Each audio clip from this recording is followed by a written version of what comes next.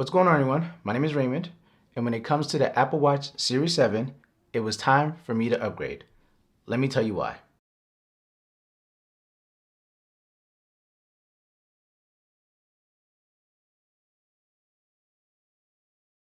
For the Christmas of 2017, I received a gift that would change my life forever, the Apple Watch Series 3. Having a device I could use with or without my smartwatch to stay in contact with family and friends, along with receiving notifications and alerts, was game-changing. It was my first and only smartwatch until now.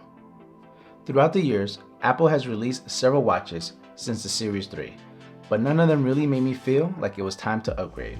So, in the fall of 2021, with all the rumors of an all-new redesign coming to the Apple Watch Series 7, I was excited for the first time for an all-new Apple Watch. Unfortunately, we did not get that redesign, but we did get a Series 7 that did just enough to get me to upgrade either way. Starting off with its design, the Apple Watch Series 7 has a similar shape to the previous models with some slight differences. The Series 7 is more rounded off than any of the previous Apple Watches. The glass over the display is 50% thicker, which helps makes it crack resistant. Along with that, the Series 7 is also IP6X dust resistant and continues to be water resistant up to 50 meters. Given these improvements, Apple claims that this is the most durable Apple Watch yet. It also comes in 3 different finishes: recycled aluminum, stainless steel, and titanium. In aluminum, the Series 7 comes in 5 colors, which are Midnight, Starlight, Green, Blue, and Product Red. In stainless steel, it comes in silver, gold, graphite, and space black. And in titanium, it comes in 2 colors, titanium and space black. I went with the recycled aluminum in Midnight with the biggest size of 45 millimeters. It also comes in 41, which is only slightly smaller than the max size of the Series 3 I replaced it with. While I was hoping for a complete redesign, this refreshed update was enough for me, giving me something new yet familiar at the same time.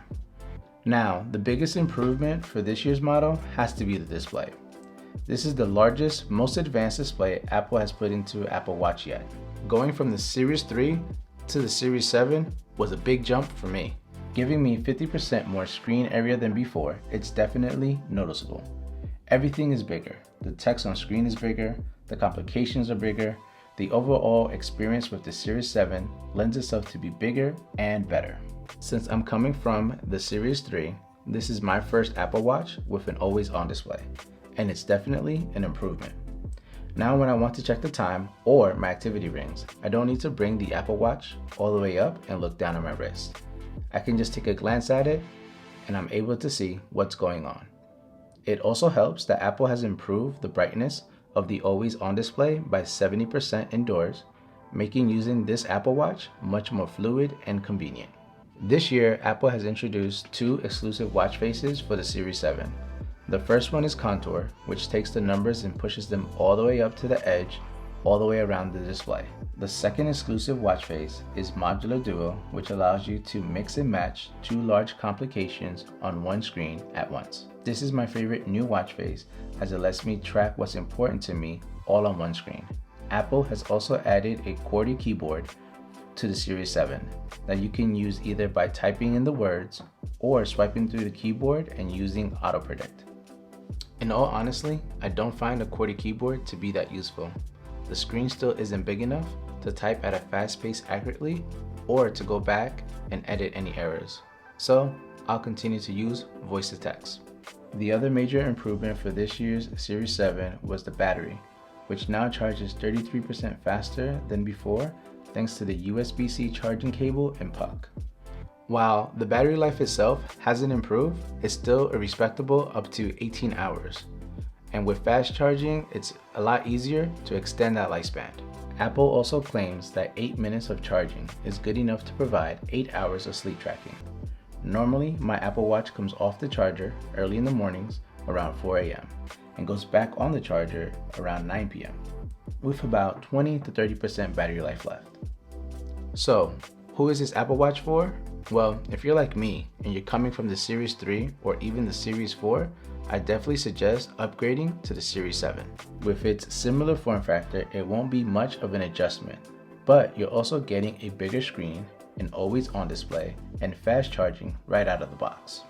For those of you that are still on the fence with a Series 5 or a Series 6, it really comes down to if any of these subtle improvements has enticed you enough to upgrade, or if any of the health monitoring sensors like the blood oxygen sensor or the ECG has piqued your interest.